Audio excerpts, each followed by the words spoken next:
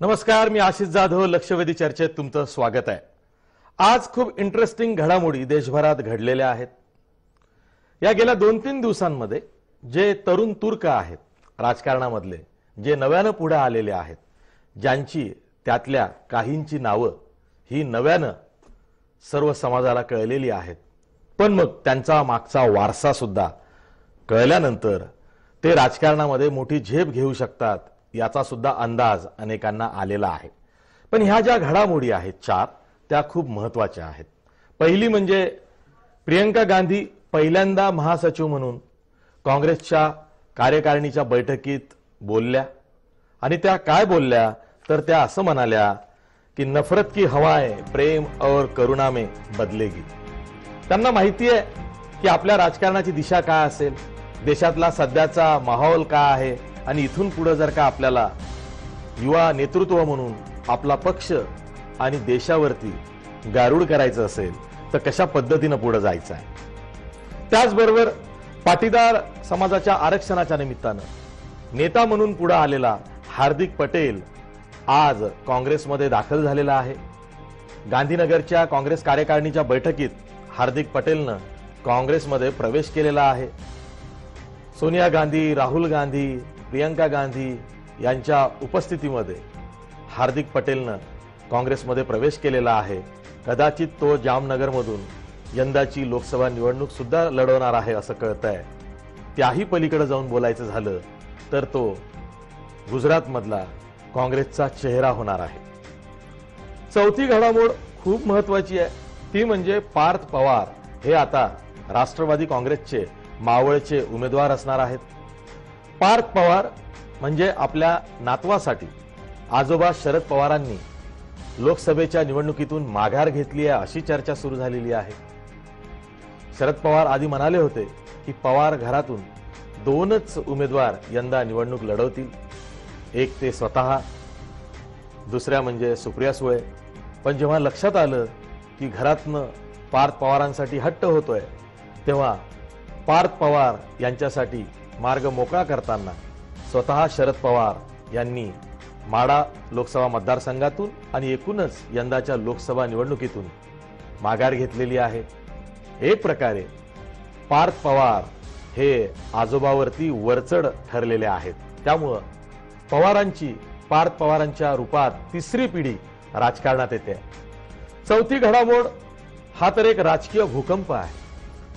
विधानसभेचा विरोधी पक्ष नेता, तो सुद्धा काँग्रेसचा बलाढ्य नेता राधाकृष्ण विखे पाटील यांच्या घरात राजकीय भूकंप हा सत्ताधारी भाजपनं घडवून आणलेला आहे. राधाकृष्ण विखे पाटील यांचे चिरंजीव सुजय विखे पाटील यांचा आज भाजपमध्ये प्रवेश झालेला आहे. मुख्यमंत्री देवेंद्र फडणवीस, प्रदेशाध्यक्ष रावसाहेब दानवे यांच्या उपस्थितीत सुजय विखे पाटील सपत्नीक भाजपमध्ये आलेले आहेत. अहमदनगरची उमेदवारी भाजपकडून त्यांना मिळणार आहे. आता सामना असा आहे की घरातच 2 नेते आहेत. एक भाजपचे नेते आहेत, दुसरे काँग्रेसचे विरोधी पक्ष नेते आहेत. पुन्हा चर्चा सुरू झाली की साधारणतः 15 वर्षापूर्वी किंवा त्याआधी थोडं जे घडलं तेच पुन्हा विखे पाटलांच्या घरात घडतंय. 1995 साली राधाकृष्ण विखे पाटील काँग्रेसमधून शिवसेनेमध्ये गेले, युतीच्या सरकारमध्ये कृषी मंत्री झाले. त्या पाठोपाठ त्यांचे वडील बाळासाहेब विखे पाटील हे सुद्धा शिवसेनेमध्ये गेले आणि ते केंद्रातल्या एनडीए सरकारमध्ये केंद्रीय अर्थ राज्यमंत्री झाले. आता तसंच घडतंय. आधी मुलगा सुजय विखे पाटील भाजपमध्ये आलाय, फक्त पक्ष बदललाय. कदाचित काही दिवसांनी विरोधी पक्ष नेते राधाकृष्ण विखे पाटील सुद्धा भाजपच्या वाटेवरती असतील अशी सध्या चर्चा आहे. खरं काय खोटं काय अजून निश्चित झालेलं नाहीये. ह्या 4 घडामोडी आहेत. यातनं काय समान सूत्र निघतंय? ते समान सूत्र हे निघतंय की जे तरुण तुर्क आहेत राजकारणातले, त्यांना माहिती आहे की राजकारण कसं पुढे जाणार आहे आणि त्या दिशेनं हवेचा रुख बघून ते राजकारण करतायत.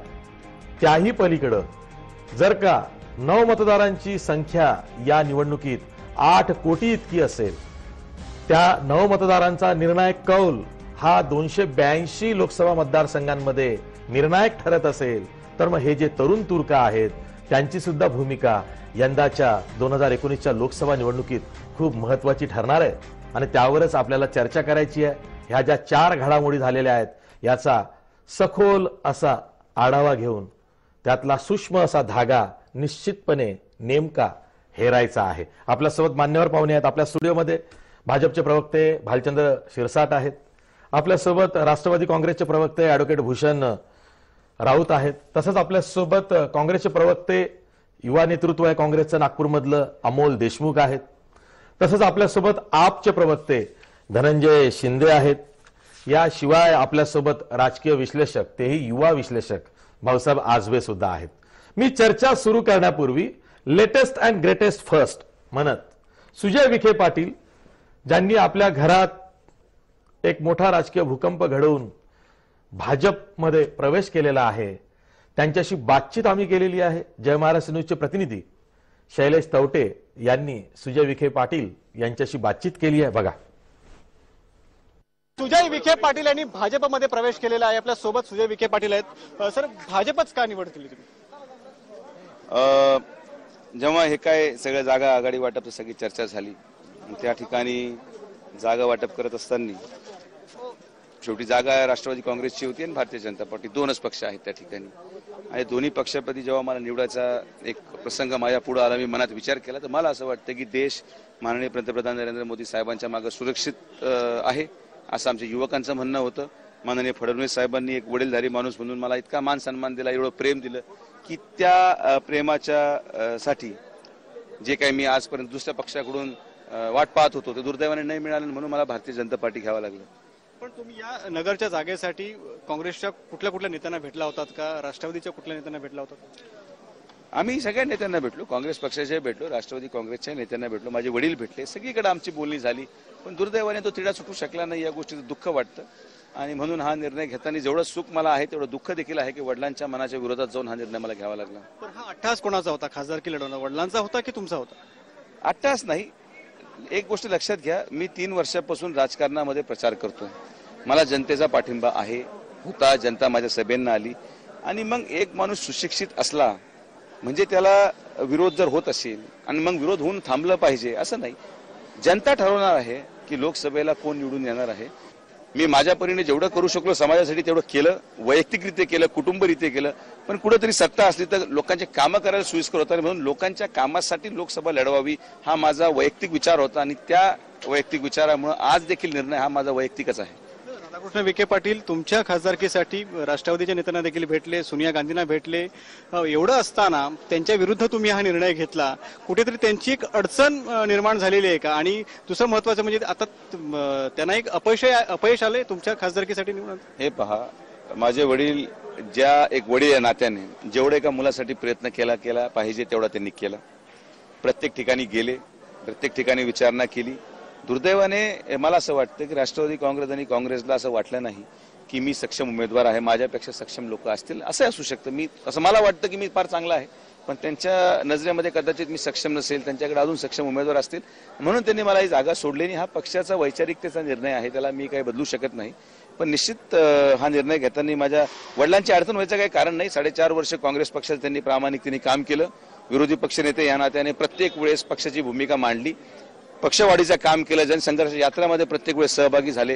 तर एक पक्षासाठी मागच्या 4.5 वर्षामध्ये झोकून देऊन काम करणाऱ्या माणसावर काय कारवाई करायची हा काँग्रेस पक्षाचा निर्णय आहे, माझा नाही। शरद पवारांनी देखील असं स्टेटमेंट केलं होतं की सुजय विखेंना जर उमेदवारी द्यायची तर त्यांचं आघाडीमध्ये योगदान काय असं त्यांनी माहित नाही। बरं, आता तुम्हाला एक सगळ्यात मोठा म्हणजे दिलीप गांधी विद्यमान खासदार आहेत, त्यांची नाराजी खूप मोठ्या प्रमाणात, कार्यकर्त्यांनी देखील नाराजी, ते कसं तुम्ही सगळं सामावून घेणार? नाही, दिलीप गांधी साहेब 15 वर्षापासून लोकसभेचे खासदार राहिले, अतिशय कार्यक्षम नेतृत्व आहे, त्यांच्या नेतृत्वाखाली पक्षाची वाढ झालेली आहे मोठ्या प्रमाणात आणि काम करताना ठीक आहे त्यांच्या कार्यकर्त्यांची नाराजी असेल असं पक्षामध्ये प्रवेश घेऊन उमेदवारी द्यायचं, पण शेवटी तो पक्षाचा निर्णय आहे। अजून काय माझी उमेदवारी जाहीर झालेली नाही, मी गांधी साहेबांना जाऊन भेटणार आहे, त्यांच्या काय अडचणी असतील, त्यांच्या मनात काय समज आहे माझ्याबद्दल त्यांनी त्यांच्याशी चर्चा करून नाराजी दूर करायचा प्रयत्न करू आणि शेवटी पक्ष ठरवणार की कोण योग्य उमेदवार आहे। पक्षाला जे योग्य वाटतं, एवढा मोठा भारतीय जनता पार्टी पक्ष आहे, देशात सत्ता आहे, राज्यात सत्ता आहे, त्यांच्यासाठी योग्य उमेदवार कोण हा विचार ते करू शकत नाही असं मला वाटत नाही. वडिलांना तुम्ही ज्यावेळी सांगितलं मी भाजपमध्ये जाण्याचा निर्णय घेतला, त्यांची काय प्रतिक्रिया होती? त्यांनी फोन बंद करून टाकला, माझा फोन उचलायचा बंद करून टाकला. आज काय संपर्क झाला? 2 दिवसापासून माझ्या वडिलांचा संपर्कच नाही माझा. खासदारकीच्या प्रचाराला कधीपासून सुरुवात? मी 3 वर्ष अगोदर सुरुवात केलेली आहे. थँक्यू. कॅमेरामॅन सनी वैराजसह शैलेश तवटे, जय महाराष्ट्र, मुंबई. 2 दिवसांपासून ते म्हणजे वडील राधाकृष्ण विखे पाटील, मुलगा सुजय विखे पाटील यांचा फोन उचलत नाहीत. हेच राजकारण असतं. आपण चर्चा सुरू करूया. मी थेट जातोय नागपूरला अमोल देशमुख यांच्याकडे. अमोल देशमुख, बघा कसा योगायोग आहे. तुमचे वडील रणजित बाबू देशमुख काँग्रेसचे माजी प्रदेशाध्यक्ष, काँग्रेसचे ज्येष्ठ नेते, तुमचे बंधू आशिष देशमुख हे सुद्धा मध्यंतरी भाजपमध्ये गेले होते. भाजपच्या कमळाच्या चिन्हावरती आमदार म्हणून सुद्धा निवडून आले आणि मग त्यांना कळलं की नाही, आपण परत घर वापसी केली पाहिजे. मग ते परत काँग्रेसमध्ये आलेले आहेत. आता हा जो सुजय विखे पाटलांचा तुम्ही एपिसोड बघितलेला आहे, तुमची प्रतिक्रिया काय आहे?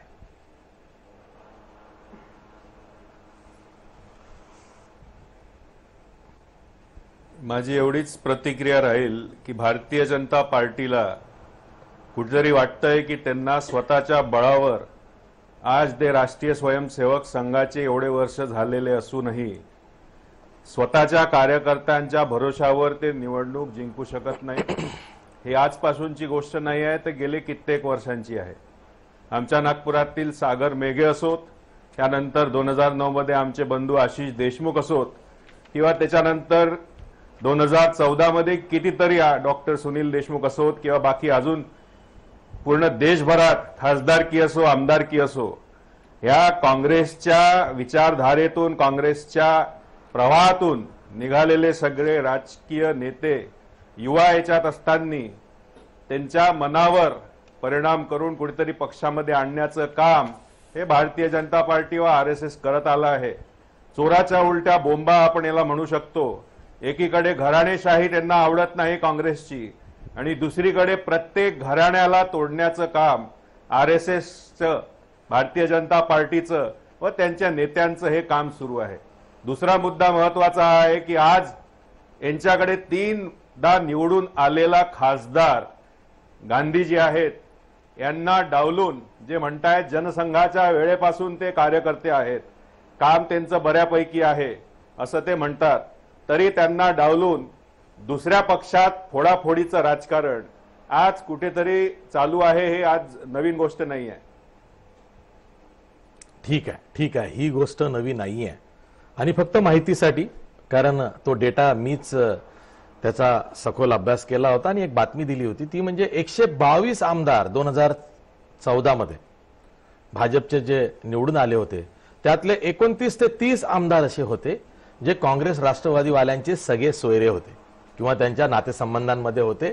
म्हणजे ते कुंपणावरचे आहेत. म्हणजे 122 पैकी 29 ते 30.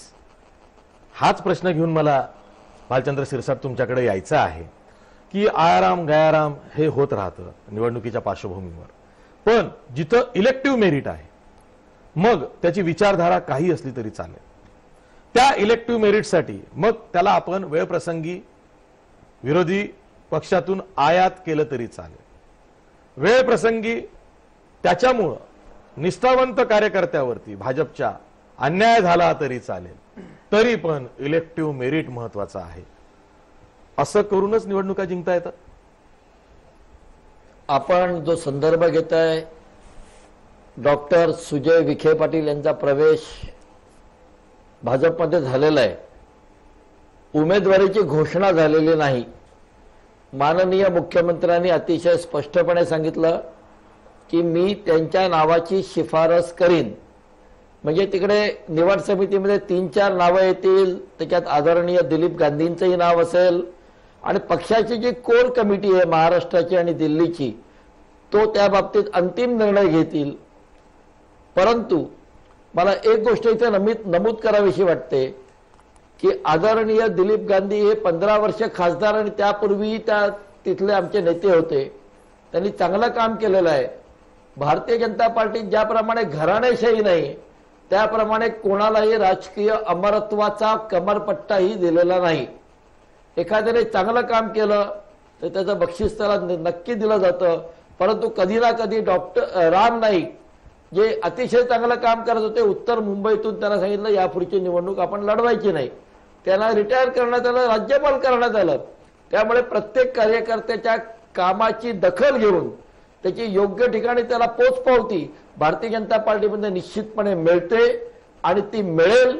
दिलीप गांधींच्यावरती कुठलाही अन्याय होणार नाही याची मी खात्री तुम्हाला राम नाईक साहेबांच्या उदाहरणावरून देऊ शकतो. माझ्या प्रश्नाचं उत्तर नाही, तुमचा प्रश्नच हा आहे की कुठल्याही भाजपच्या कार्यकर्त्यावरती RSS ची विचारधारेचा अन्याय करणार कुठेतरी भार नाही आहे का? दुसरं घराणेशाहीचा जो उल्लेख करतायत, आज काँग्रेसची एवढी वाईट अवस्था झालेली आहे आणि काँग्रेसकडे कुठलाच विचार राहिलेला नाही, फक्त टीका करण्याचा राहिलेला आहे. सुजय विखे पाटील यांना काय विचार करून मुख्यमंत्र्यांनी भाजपमध्ये घेतलं? आज डॉक्टर सुजय विखे पाटील आल्यामुळे पूर्ण नगर जिल्ह्याचं राजकीय गणित बदललेलं आहे, बेरजेचं राजकारण झालेलं आहे. फक्त राहता तालुक्याचं बदललं असेल, संपूर्ण नगर जिल्हा नाही. तिथे तालुका गणिक सुभेदार आहेत ना, त्यातले बरेचसे आमच्याकडेच आहेत आणि जे राष्ट्रवादीत आहेत 18 नगरसेवक ते पण आमच्याकडे आहेत. त्यामुळे तिकडचं गणित बदलतंय आणि बदलत्या काळाची पावलं ओळखून डॉक्टर सुजय विखे पाटील आल्यामुळे ही बेरीज घट्ट होईल. विचार हे शेवटी कोणी आकाशातून आणि जन्माला येतं तेव्हा आईच्या पोटातून घेऊन येत नाही, आईच्या पोटातून कोणाच्या डोक्यात विचार येत नाही. विचार हे रुजवावे लागतात आणि ते रुजवण्यासाठी आमच्याकडे मातृसंस्था राष्ट्रीय स्वयंसेवक संघ आहे, भारतीय जनता पार्टीचं प्रशिक्षण आहे. ते संघाचे प्रशिक्षणाचे विचार भारतीय जनता पार्टीचे विचार हे रुजवले जातात. डॉक्टर सुजय विखे पाटलांसारख्या एका हुशार व्यक्तीला तर एक नॉमिनल प्रशिक्षणाची सुद्धा गरज भासेल आणि निश्चितपणे भारतीय जनता पार्टीचा झेंडा आणि विचार डोक्यात घेऊन ते भारतीय जनता पार्टीचा गड अधिक मजबूत करतील यात कुठली शंका नाही. आणि म्हणूनच त्यांना आज प्रवेश दिलेला आहे आणि आणखीनही बरेचसे प्रवेश होणार आहेत. बरोबर आहे, बरोबर आहे, बरोबर आहे. खरं तर मला या निमित्तानं विरोधी पक्षनेते राधाकृष्ण विखे पाटील यांची काळजी वाटते की कसं होणार आहे की त्यांच्या घरात भारतीय जनता पक्षाचा झेंडा इतका मला घट्टपणे रोवल्या गेलेला आहे. आमच्याकडे एक कार्यक्रम आहे का प्रत्येक घरावरती झेंडा लावायचा प्रत्येक कार्यकर्त्याने. त्यामुळे आता डॉक्टर अमोल देशमुख काय म्हणतात, अमोल देशमुख काय म्हणतात ऐकूया.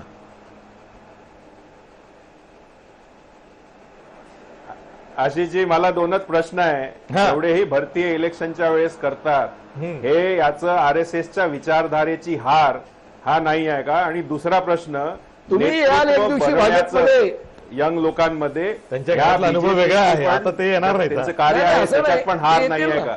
हे सगळ्या गोष्टीतून नमूद होत आहे.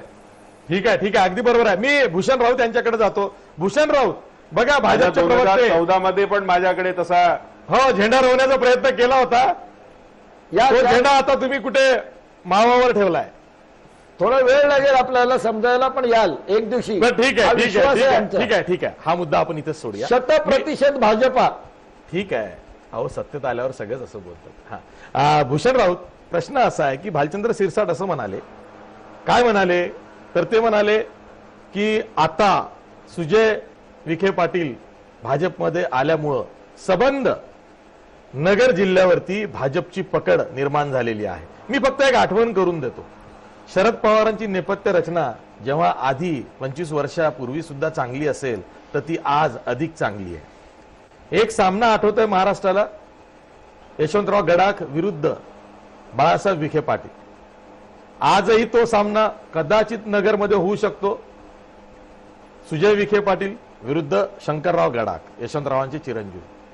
आणि शरद पवार ते करू शकतात. म्हणजे नगरमध्ये केवळ विखेच नाहीयेत तर थोरात आहेत, कोल्हे आहेत, आदिक आहेत, गडाख आहेत, जगताप आहेत, असे कितीतरी आहेत, गरड आहेत.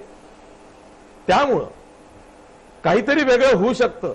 सुजय विखे पाटील यांना भाजपचे उमेदवार म्हणून नगरमध्ये केकवॉक मिळणार नाही.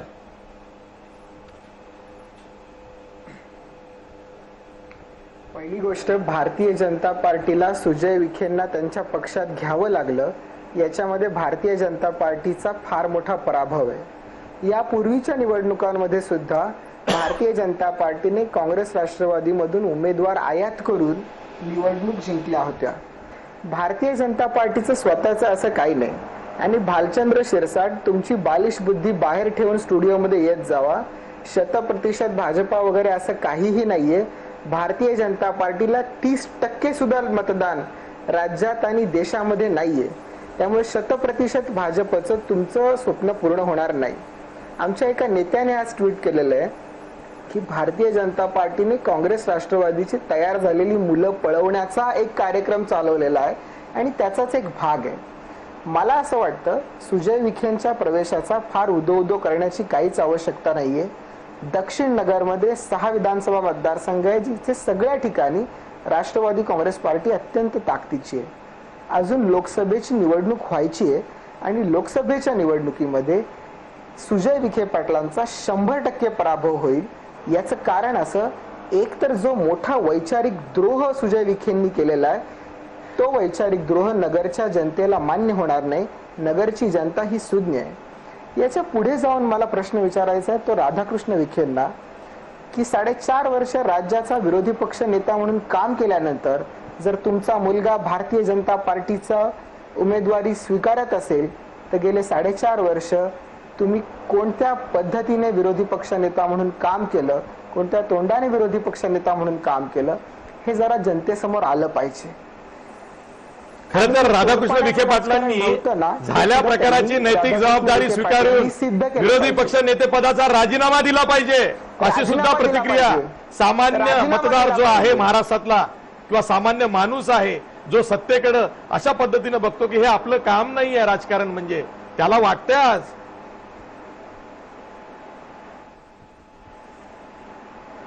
निश्चितपणे महाराष्ट्रातल्या सामान्य जनतेची हीच भूमिका आहे की राज्याचा विरोधी पक्ष नेत्याचा मुलगा जर सत्ताधारी पक्षात जात असेल तर काय लोक प्रश्न विचारत आहेत. ठीक आहे. मी याचं सखोल विश्लेषण करणारे आपल्यासोबत राजकीय विश्लेषक भाऊसाहेब आजबे सुद्धा आहेत आणि योगायोगानं ते सुद्धा नगर बीडच्या सीमेवरचेच आहेत, त्यामुळे त्यांना नगरचं राजकारण बऱ्यापैकी चांगलंच माहिती आहे. भाऊसाहेब आजबे, झाला जो प्रकार आहे सुजय विखेंच्या बाबतीत तो खरंच आता जसं भूषण राऊत म्हणाले की विरोधी पक्षनेता 4.5 वर्ष राहिलाय, अजूनही आहे काँग्रेसच्या आयडिओलॉजीतला हा विरोधी पक्ष नेता, आपलं घर सांभाळू शकला नाही. मुलगा, त्याला विरोधी पक्ष जो सत्तेत आहे त्यांचा भाजप, मुख्यमंत्री राज्याचे ट्रॅप करतात, त्याला वडिलापासून तोडतात, विरोधी पक्षाचं घर फोडतात. काय मेसेज जातोय?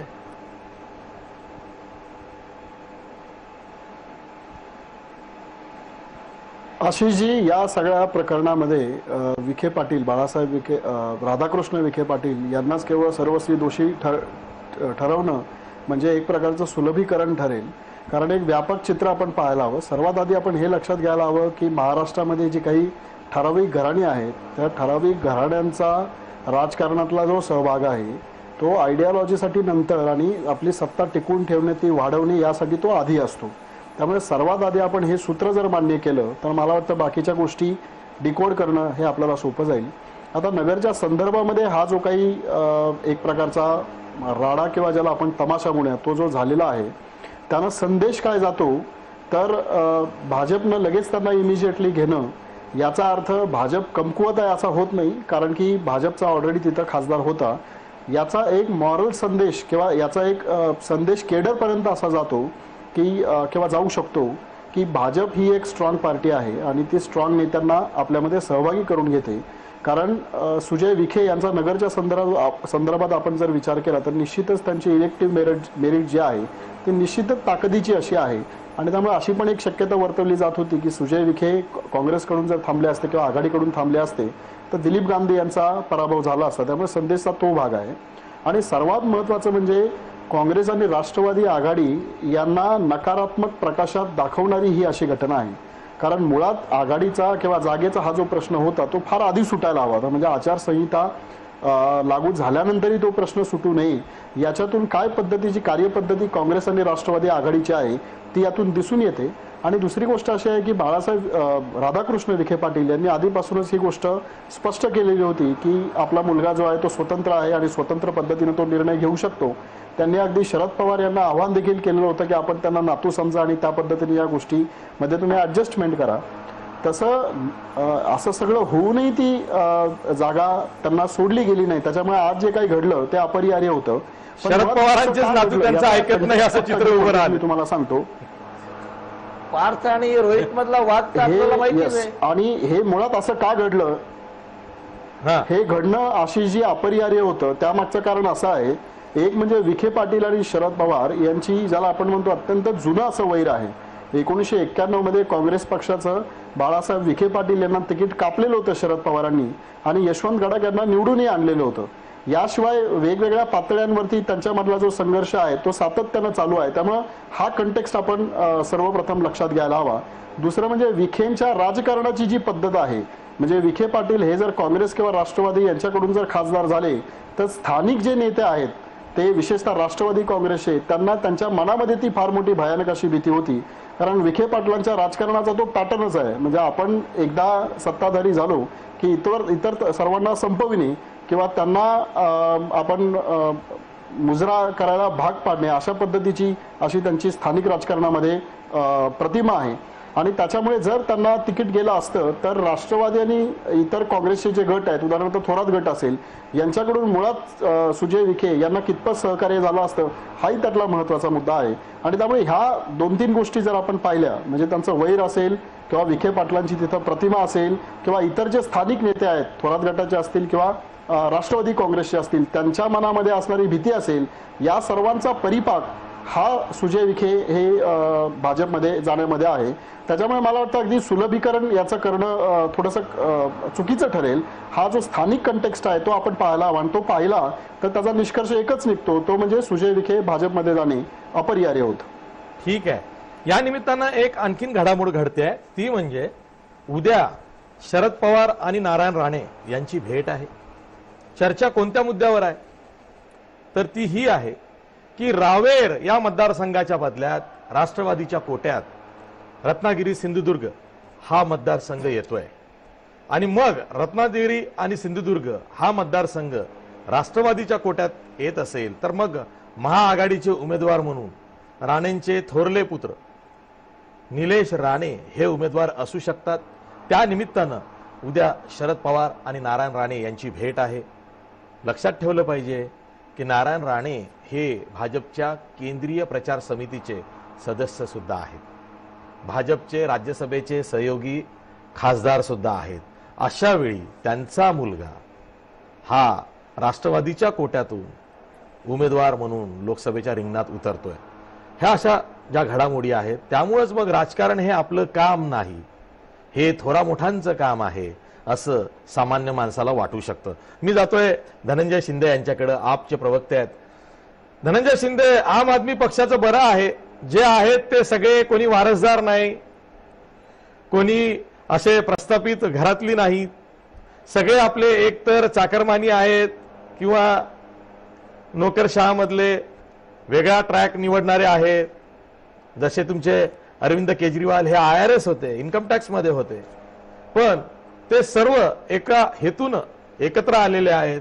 तुम्ही जेव्हा ही वारसदारांची, प्रस्थापितांची, घराणेशाहीतून आलेल्या वारसदारांची लढाई बघता तेव्हा तुम्हाला काय वाटतं?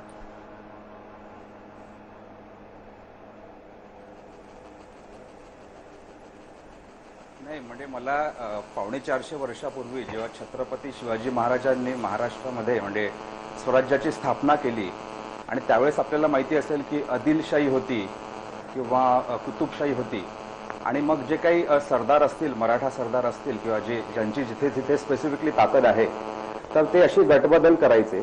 तर मी एक्झॅक्टली त्याच परिस्थितीचं आत्ता वर्णन करू शकेन की भारतीय जनता पक्ष आणि काँग्रेस राष्ट्रवादी ह्या अशा 2 वेगवेगळ्या पद्धतीची जी मोठमोठी जी काही संस्था आहेत, संघटना आहेत, आणि तिथे मग जे सरदार किंवा मग त्यांचे हे जे असतील त्यांच्या पिढीतली जी लोक असतील, म्हणजे आपण बघितलेलं आहे की गेल्या कित्येक 70 वर्षाच्या महाराष्ट्राच्या राजकारणामध्ये मुलगा असेल किंवा भाऊ असेल किंवा बहीण असेल, तर हे एका म्हणजे वेगवेगळ्या राजकीय पक्षामध्ये राहिलेले आहेत. आणि महाराष्ट्राचा जर आपण स्पेसिफिकली जर विचार करायचा झाला तर महाराष्ट्रातली जी काही घराणी आहेत तर ती घराणी आपापलं संस्थान सांभाळतात, मग तो जिल्हा असेल, आणि राज्यावर राज्य करायचा प्रयत्न करतात. याच्यात एक महत्त्वाची गोष्ट मी सांगू इच्छितो की आम आदमी पक्षाचा घराणेशाहीला पूर्णपणे विरोध आहे. म्हणजे आमच्या पक्षाची जी घटना असेल किंवा संघटना बांधणीमध्ये सुद्धा म्हणजे तुम्ही जसं म्हणालात की चाकरमानी आहेत, म्हणजे वेगवेगळ्या क्षेत्रात काम करणारी लोक आहेत, तर नवरा आणि बायको असे हे दोघंही माणसं किंवा जर मुलगा असेल त्या कुटुंबातला पक्षामध्ये काम करत असेल तर पक्षातर्फे फक्त एका व्यक्तीलाच काहीतरी पक्षाची जबाबदारी दिली जाते आणि बाकीची जी माणसं असतील तर त्यांना कार्यकर्ता म्हणून काम करावं लागतं. दुसरी गोष्ट आपण म्हटलं की म्हणजे मगाशी विषय निघाला की झेंडे, घरासमोर झेंडे लावायचं, जी काही संघाची किंवा भारतीय जनता पक्षाची जी भूमिका आहे या संदर्भात एक प्रश्न मला विचारावा असं वाटतो की देश स्वतंत्र झाला तेव्हापासून ते 2004 पर्यंत म्हणजे जवळजवळ 57 वर्ष संघाचं जे मुख्यालय आहे नागपूरचं, तिथे भारताचा जो राष्ट्रध्वज आहे तिरंगा तो का लागला नाही याचा पण मला असं वाटतं की या निमित्ताने विचार व्हायला हवा. दुसरी महत्वाची गोष्ट म्हणजे राजहट्ट, बालहट्ट आणि स्त्रीहट्ट. आपण जर गेल्या कित्येक वर्षाचा जर इतिहास बघितला तर ह्या 3 हट्टांपुढे कोणाचंच चाललेलं नाहीये. आणि वाईट गोष्ट अशी आहे की ह्या हट्टांमुळे जे काही निर्णय घेतले गेलेले आहेत तर विचारधारा असतील किंवा समाजाचं जे काही अपरिमित नुकसान झालेलं आहे तर ते म्हणजे भरून न निघण्या इतकं नुकसान आहे. आणि मला असं वाटतं की इतिहासाचीच पुनरावृत्ती या निमित्ताने होते. गेले 4.5 वर्ष विरोधी पक्ष पदाची भूमिका निभावताना किती प्रश्न जनतेच्या समोर आले आणि किती प्रश्नांवर आंदोलन करण्यात आलं विरोधी पक्षाचे जे नेते आहेत त्यांच्या नेतृत्वाखाली, हा संशोधनाचा विषय तर ठरेलच ठरेल. पण याच वेळेला विचारधारा किंवा म्हणतात की म्हणजे पार्टी विथ अ डिफरन्स हे किती भोंगळ आणि फोकनाड आणि किती तकलादू वाक्य आहे हे पण आपल्याला आता दिसतंय. मला असं वाटतं की इलेक्शनला जवळजवळ 30-35 दिवस आहेत, पहिली जी निवडणूक सुरू होईल, तर ह्या काळामध्ये जो नोटबंदीमध्ये जो काही पैसा कमवला भारतीय जनता पक्षाने, तर पैशाची पाकिटं वाटली जातील, पक्ष फोडले जातील, घराणी फोडली जातील आणि घराघरांमध्ये वैर निर्माण केलं जाईल आणि दाखवलं जाईल की आम्ही किती अजस्त्र आणि हिंसक पद्धतीने राजकारण करू शकतो. त्याच्यामुळे यांना कुठची विचारधारा नाही आहेत, हे अत्यंत जबाबदारीने मी बोलतो. हे लोक फक्त व्यवहारवादी राजकारणात आहेत आणि राजकारणातली ही घरण्याशाही या देशाला मारक ठरेल. आणि तो इतिहास भाजप असेल, काँग्रेस असेल किंवा राष्ट्रवादी असेल तर हा इतिहास ते चालू ठेवतायत. आम आदमी पक्षासारखा पक्ष जो छत्रपती शिवाजी महाराजांनी 450 वर्षापूर्वी ज्या विचारावरनं त्यांनी जे काही 12 बलुतेदार असतील, सर्वसामान्य शेतकरी असेल, कष्टकरी असेल, त्यांना हाताशी धरून स्वराज्याची स्थापना केलेली, आम्ही त्याच पद्धतीने तुम्हाला माहिती असेल तर दिल्लीमध्ये आमचा 26 वर्षाचा एक मुलगा तरुण, त्याला आम्ही आमदारकी दिली आणि निवडून आणलं. आम आदमी पक्षाची महिला जी गृहिणी होती, जिचं एक जग वेगळं असतं, तर अशा व्यक्तीला आम्ही उमेदवारी देऊन तिला विधानसभेवर पाठवलेलं आहे. आणि असे प्रयोग जे आम्ही दिल्लीमध्ये केलेले आहेत ते संपूर्ण येणाऱ्या काळामध्ये संपूर्ण भारतात व्हावे याच्यासाठी आम आदमी पक्ष प्रामाणिकपणे प्रयत्न करेल. मला असं वाटतं की खरं शिवाजी शहरी पक्ष अशी जी इमेज आम आदमी पक्षाची झालेली आहे भूमिका स्वीकारली ती ब्रेक करण्याचं आव्हान हे आम आदमी पक्षासमोर आहे, हेही या निमित्तानं सांगावं लागणार आहे. मला एवढंच सांगायचं आहे की आता जे मान्यवर पाहुणे बोलले आणि आपण ज्या 4 घडामोडी बघितल्या, प्रियंका गांधी महासचिव बनून पहिल्यांदा काँग्रेस कार्यकारिणीत बोलल्या, लोकनेता पाटीदार समाजाचा नेता जो आंदोलनातून पुढे आला त्याला सुद्धा कळलं की राष्ट्रीय पक्षाचं चिन्ह घेऊन राजकारणात यावं लागेल म्हणून त्यांनी काँग्रेसची निवड केली. तिसरं म्हणजे पार्थ पवारच्या रूपात पवारांची तिसरी पिढी ही राजकारणात उतरते. पार्थ पवार यांनी एक प्रकारे आपल्या आजोबांचं ज्याला म्हणूया ना की शब्द त्यांना मोडायला भाग पाडला. कारण शरद पवार आधी नाही म्हणाले, मग हो म्हणाले, आता पुन्हा नाही म्हणाले. कशाला? तर निवडणूक लढवण्यासाठी. आणि म्हणून मग पार्थ पवार. चौथी घडामोड जी आहे सुजय विखे पाटलांची की विरोधी पक्ष नेत्याचं घर सत्ताधारी भाजपनं फोडलंय. यातनं काय दिसतंय की प्रत्येक ठिकाणी प्रॅक्टिकॅलिटी किंवा प्रॅक्टिकल अप्रोच हा त्या व्यक्तीचा दिसतोय की राजकारणात पुढे जायचं असेल तर कशा पद्धतीनं पुढे जायला पाहिजे यावर पुन्हा आपल्याला चर्चा करायची आहे. यातला पार्थ पवार, मावळ आणि शरद पवार हा जो एक पैलू आहे त्यावरती विशेष प्रकाश टाकायचा आहे. पण ब्रेक नंतर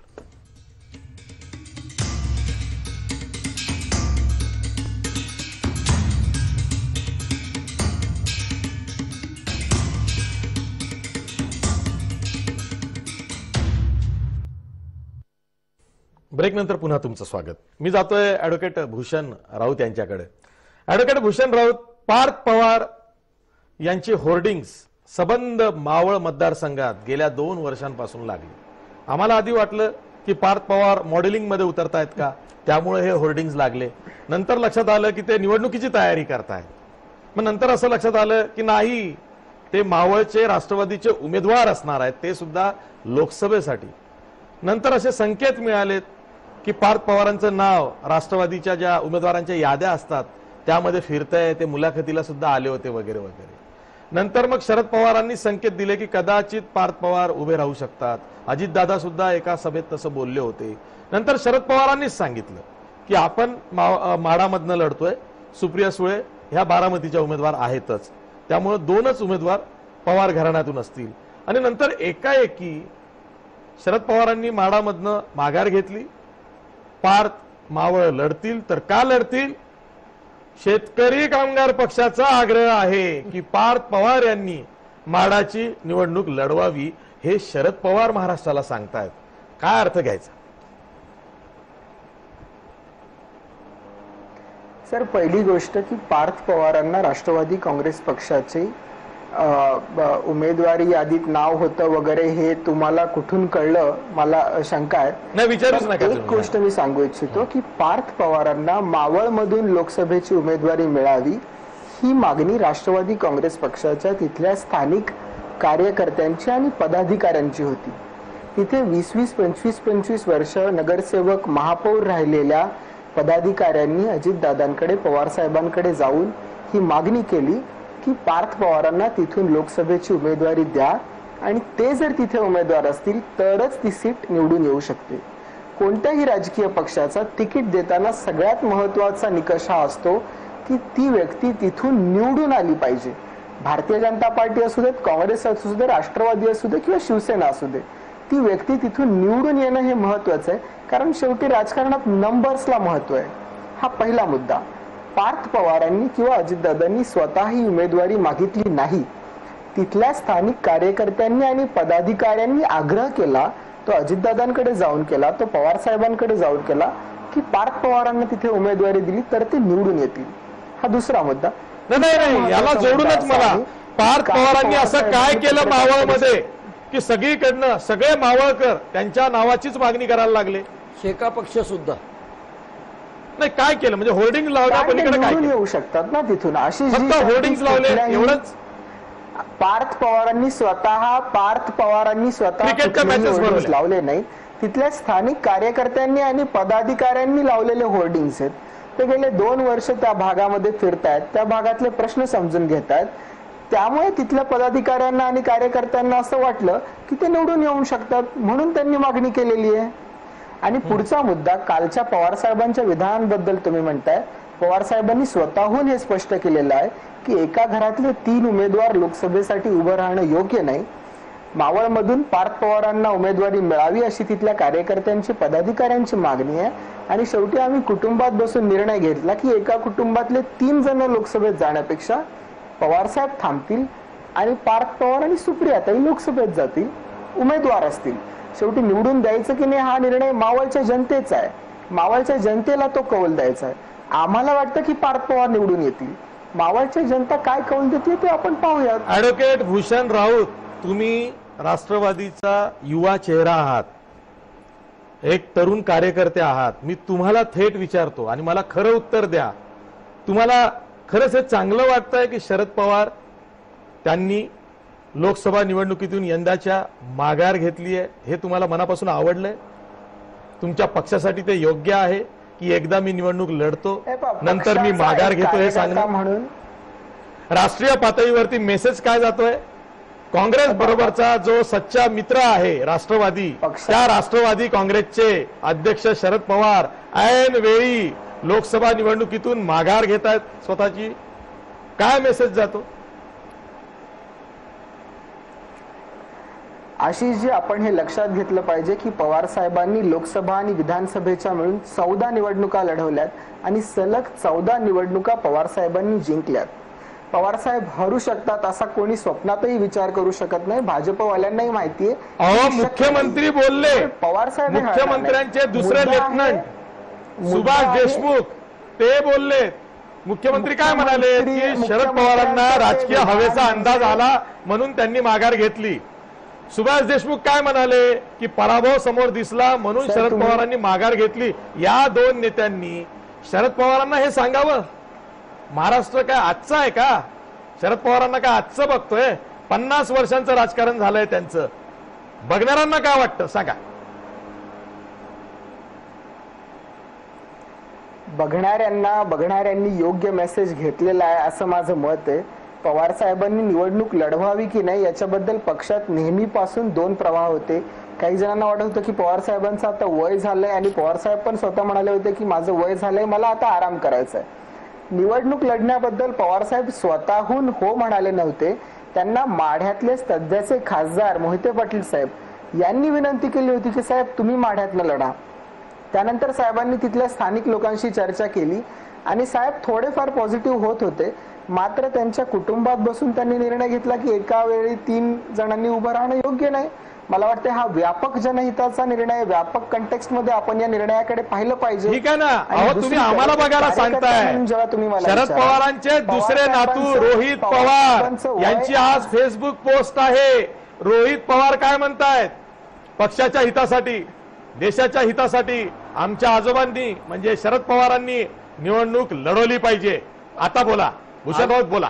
आजोबांशी फेसबुक वरती बोलतात, डायरेक्ट नाही बोलत. हो निश्चितपणे सर. मी मुळात असं आपल्याला म्हणतोय की याबद्दल दोन प्रवाह आहेत. की काही जणांना वाटतं की हो पवार साहेबांनी निवडणूक लढवावी, काही जणांना वाटतं की पवार साहेबांनी 14 वेळा लोकसभा विधानसभेची निवडणूक लढवली आहे, आता साहेबांनी आराम करावा. असं कारण साहेबांच्या प्रकृतीचा पण आम्ही विचार केला पाहिजे.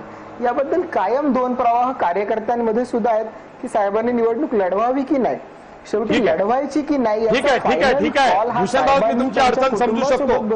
भूषण राऊत मी तुमची अडचण समजू शकतो, पण तुम्ही माझ्या प्रश्नांना उत्तरं दिली त्याबद्दल खरंच तुमचं अभिनंदन. मी अमोल देशमुख यांच्याकडे जातो. कारण का तर रणजित बाबू देशमुखांचा वारसा त्यांना लाभलेला आहे. त्यांचे काका अनिल देशमुख हे राष्ट्रवादीचे, अमरावतीचे आणि त्या पट्ट्यातले नागपूरचे स्थानिक मोठे नेते आहेत. राज्याचे माजी मंत्री सुद्धा राहिलेले आहेत, रणजित बाबू सुद्धा.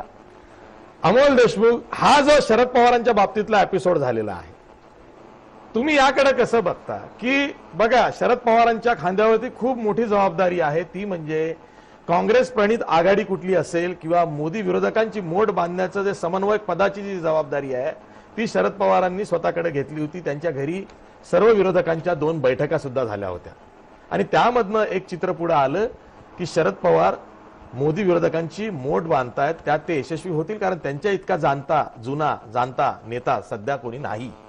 अशा वेळी शरद पवार माडातनं पुन्हा लढतायत म्हटल्यावरती ते सुद्धा पंतप्रधान पदाच्या शर्यतीत आपलं नाव ठेवू पाहतायत किंवा राष्ट्रीय पातळीवरती एक नेता जेव्हा लोकसभा निवडणूक ती लढतो तेव्हा हाच मेसेज जातो की हे सुद्धा पंतप्रधान पदाच्या रेसमध्ये आहेत. पक्ष म्हणून राष्ट्रवादी काँग्रेसला सुद्धा हे सांगायला बरं होतं की होय शरद पवारांच्या नेतृत्वात आम्ही यंदाची निवडणूक लढतो आहोत. ऐन वेळी शरद पवार माघार घेतात. हे काँग्रेसच्या मुळावर पडणार आहे असं काँग्रेसचा कार्यकर्ता म्हणून तुम्हाला वाटतंय?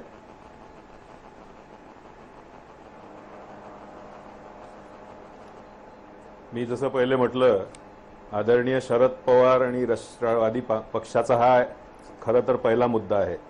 पण त्याच्यात आपल्याला बोलणं झालं तर 2-3 मुद्दे महत्वाचे. याच्यात एक आहे की एक शरद पवार साहेबांसारखा काम करणारा, सकाळी उठून सगळ्यांशी भेटणारा, वय झालं असेल तरी दुसरा नेता मी आजपर्यंत माझ्या आयुष्यात बघितलेला नाही. दुसरा मुद्दा, पवार साहेबांना कुठून उभं राहायचं आहे, कुठे निवडून यायचं आहे हे त्यांना, त्यांच्या पक्षाला जास्ती माहिती आहे. त्यासोबतच त्यांच्या पक्षाचं नेतृत्व हे आदरणीय पवार साहेब आहे. त्यांच्या पार्टी ही पूर्ण घराच्या सारखी त्यांची आहे. त्यांचं घराणं असेल, अजितदादांचं असेल, सुप्रियाताईंचं असेल, कोणाला महाराष्ट्राचं राजकारण करायचं आहे, कोणाला देशाचं राजकारण करायचं आहे, ते सगळे लोक समजूतदार आहे आणि स्वतः ते पार्टीचे डिसिजन्स घेतील. त्यासोबतच कोणचा पासा कधी खेळला पाहिजे, काय खेळला पाहिजे, त्यानंतर काय रिॲक्शन येईल आणि त्या रिॲक्शन मधून पुढे काय उद्भवेल हे पवार साहेबांना सांगायची आमच्यासारख्या लोकांची किंवा कोणाची गोष्ट करत नाही. राहिली गोष्ट मुख्यमंत्र्याच्या भाष्याची त्यांनी नागपुरातून उभं राहून दाखवावं खासदारकीसाठी आणि निवडून येऊन दाखवावं, की अजून 2-3 विधानसभा आजूबाजूचे विदर्भातले घ्यावे आणि तिकडून निवडून येऊन दाखवावं. नंतर पवार साहेबांसारख्या एका महाराष्ट्राचा जो पुरोगामी नेतृत्व त्यांनी एवढ्या वर्ष दिलं आहे, ॲग्रिकल्चरमध्ये असो, महाराष्ट्रासाठी असो, काँग्रेस पक्षासाठी असो, राष्ट्रवादीसाठी असो, त्याबद्दल भाष्य केलं पाहिजे.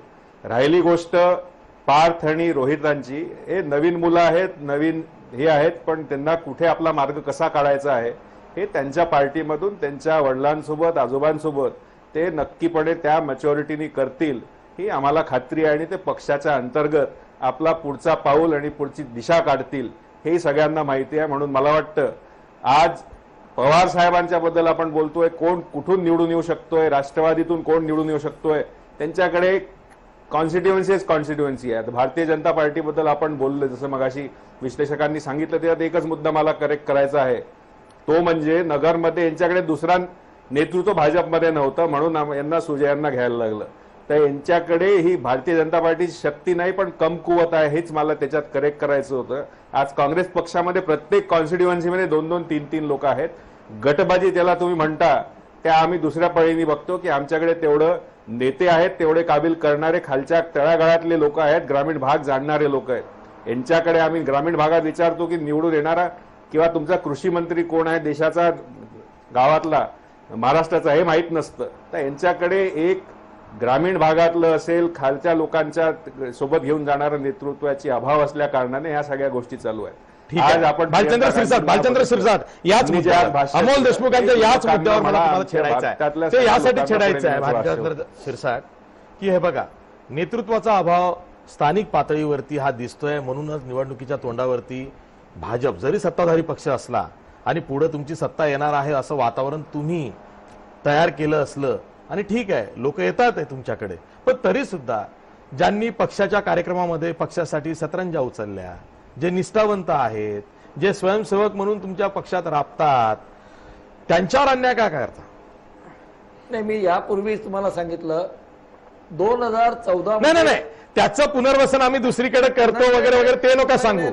2000 उमेदवारीची तिकीटं देताना त्या निष्ठावंत जो सतरंजी उचलणारा कार्यकर्ता आहे त्याच्यावर अन्याय का करतं भाजप? भारतीय जनता पार्टीमध्ये निष्ठावंतांची वानवा नाही आणि नेत्यांची वानवा नाही. सुजय विखे पाटील यांचं काय कर्तृत्व आहे मला सांगा? नाही, ते डॉक्टर आहेत, MD आहेत, ठीक आहे, पुढे काय? सुजय विखेंना का घेतलं? त्यांनी कुठं मतदारसंघ बांधलाय? काय कर्तृत्व आहे? ग्रामपंचायतीतून पुढे आले, जिल्हा परिषदेवरती गेले, आणखीन काही केलंय की त्यांचा खूप मोठा दांडगा अनुभव आहे? आले का माहितीये का की त्यांच्या वडिलांमुळे ते आलेले आहेत. सुजय विखे पाटील स्वतःच्या इलेक्टिव्ह मेरिटवर आलेले नाहीत, विरोधी पक्ष नेते राधाकृष्ण विखे पाटील यांच्या जीवावरती भाजपमध्ये आलेले आहेत. बोला, बोलू का मी? हा, नक्की. हो. अच्छा, भारतीय या जनता देशाचं पार्टी राजकारण खराब करायची गोष्ट आहे भारतीय जनता पार्टीने केली. ठीक आहे, अमोल देशमुख बोलू द्या त्यांना. और रणजित पण येत आहेत, थांबा. हा, रणजित मोहिते पाटील येत आहेत अशी घोषणा भाजपच्या प्रवक्त्यांनी जय महाराष्ट्र न्यूज चॅनलवरनं आताच केलेली आहे. रणजित विजय सिंह मोहिते पाटील ऐकत असतील तर त्यांचा मुलगा रणजित मोहिते पाटील भाजपमध्ये प्रवेश करतोय अशी घोषणा भालचंद्र शिरसाट भाजपचे प्रवक्ते यांनी आत्ताच केलेली आहे. आणखीन बरेच जण येत आहेत. देशमुख साहेब थांबा, तुमच्या घरातले कोणीतरी येईल, तुम्ही पण या. चांगली माणसं आम्हाला हवी आहेत, आमच्याकडे भरपूर चांगली माणसं आहेत, भरपूर नेते आहेत. दिलीप गांधी निवडून आलेले होते, नगरमध्ये विजयी खासदार तिथे असताना सुद्धा पक्षवाढीसाठी चांगली माणसं आम्हाला हवी आहेत, चांगली माणसं आम्हाला हवी आहेत. आणि चांगली माणसं ऍड करणं म्हणजे ही पद्धत इतर पक्षामध्ये नाही, केवळ भारतीय जनता पार्टीमध्ये ऍड ऑनची पद्धत इतर पक्षांमध्ये नाही. माणसं घेण्याची एक सुशिक्षित, उच्च शिक्षित, सांगत होतो कर्तृत्वान, धडाडीचं नेतृत्व जर येत असेल तर त्याला योग्य तो न्याय देणार, त्याला सामावून घेणार. उत्तराचा धागा पकडून याच्यामध्ये राजकीय विश्लेषक भाऊसाहेब आजबे यांना विचारतात. भाऊसाहेब आजबे जसं ते म्हणाले की आम्ही योग्य कलागुणांना उत्तम व्यासपीठ मिळवून देतो, त्यांच्या कलागुणांना उत्तम प्रकारे ज्या व्यासपीठावर त्यांची कदर केली पाहिजे तिथं त्यांना न्याय देतो, म्हणून आमच्याकडे लोक येतात. यात काय चुकीचं आहे सांगा?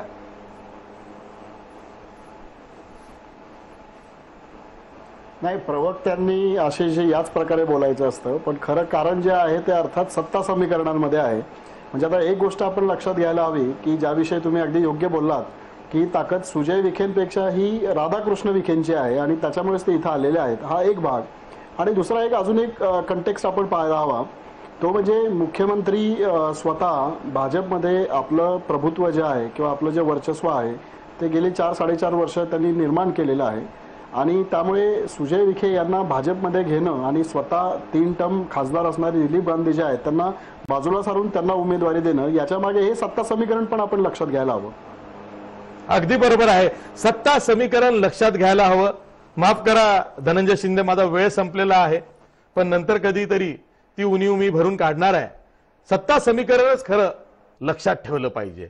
निवडणुका जर का इलेक्टिव्ह मेरिट असेल, त्या उमेदवाराला उमेदवारी देऊन तिथं पूर्ण जोर पक्षांनी लावायचा असेल तर मग सुजय विखे सारखा ज्यानं स्वतःच्या परीनं काही तरुणांना घेऊन वेगवेगळ्या पातळींवरती काम केलं असेल, त्याच्या वडिलांचा मोठा, आजोबांचा तर त्याहीपेक्षा मोठा वारसा त्याला लाभला असेल आणि त्याच्याकडे इलेक्टिव्ह मेरिट असेल तर त्याला भाजपनं घेणं काही गैर नाही. पण जे संकेत आहेत महाराष्ट्रामध्ये असं होत आलंय, महाराष्ट्रामध्ये हे सध्या होतंय.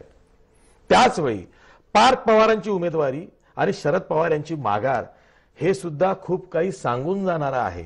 हे जे तरुण तुर्क आहेत हे कोणत्या दिशेला किती प्रॅक्टिकल अप्रोच घेऊन किती प्रॅक्टिकल विचार करतील याचा नेम लागत नाहीये, याचा नेम नाहीये. ते काय करू शकतील, काय करतील. आणि म्हणूनच आगामी राजकारण हे कोलांटोड्यांचं असेल, आगामी राजकारण हे संधी साधूचं असेल, आगामी राजकारण हे सत्ता समीकरणांमधून एकमेकांना कुरघोडी करून पाडापाडी करण्याचं असेल, असंच राजकारण असणार आहे. इथून पुढं 11 एप्रिलपर्यंत, ज्या दिवशी महाराष्ट्रामध्ये पहिल्या टप्प्याचं मतदान होत आहे त्या तारखेपर्यंत, उमेदवारी अर्ज भरण्याच्या शेवटच्या तारखेपर्यंत अशा अनेक गमतीदार, मजेशीर, काही प्रसंगी नाट्यमय वळणं आपल्याला बघायला मिळतील.